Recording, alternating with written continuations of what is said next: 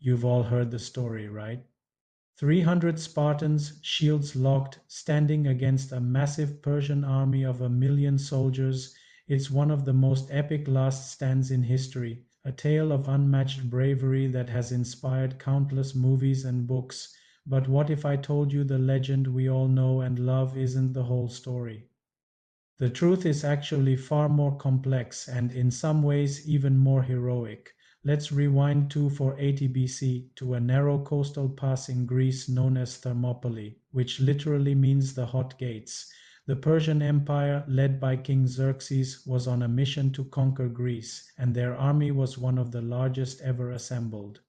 The Greeks, heavily outnumbered, needed a plan. They chose Thermopylae as the perfect choke point to halt the Persian advance. This is where the legend gets a little fuzzy. King Leonidas and his 300 Spartans weren't there alone. In reality, the Greek force was much larger, probably around 7,000 soldiers from various city-states. The Spartans were the elite corps, but they fought alongside thousands of others: Arcadians, Corinthians, and more. For 2 days, this united Greek force did the impossible. They used the narrow terrain to their advantage, neutralizing the Persians' numerical superiority and inflicting heavy casualties. But then came the betrayal. A local resident showed the Persians a hidden mountain path that would allow them to outflank the Greek army. When Leonidas learned that they were about to be surrounded, he made a critical decision. He dismissed the bulk of the Greek army, sending them home to fight another day. He knew the battle was lost, but the war wasn't. So, who stayed for that legendary final stand?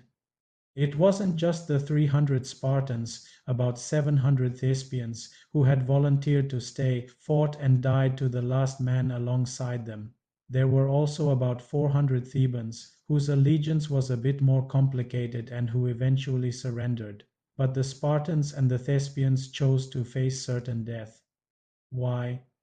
They weren't fighting for victory anymore. They were fighting for something far more valuable: time. Their sacrifice delayed the Persian army just long enough for the rest of Greece to prepare its defenses. It allowed the Athenian navy to evacuate their city and prepare for the decisive naval battle at Salamis, which would ultimately turn the tide of the war. So the real story isn't about 300 men against 1 million.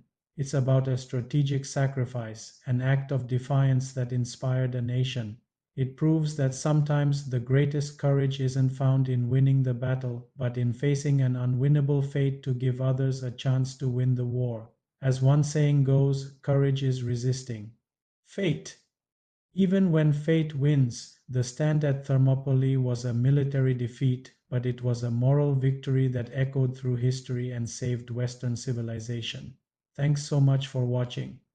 If you enjoyed this dive into history, don't forget to like, subscribe, and hit that notification bell for more. See you in the next video.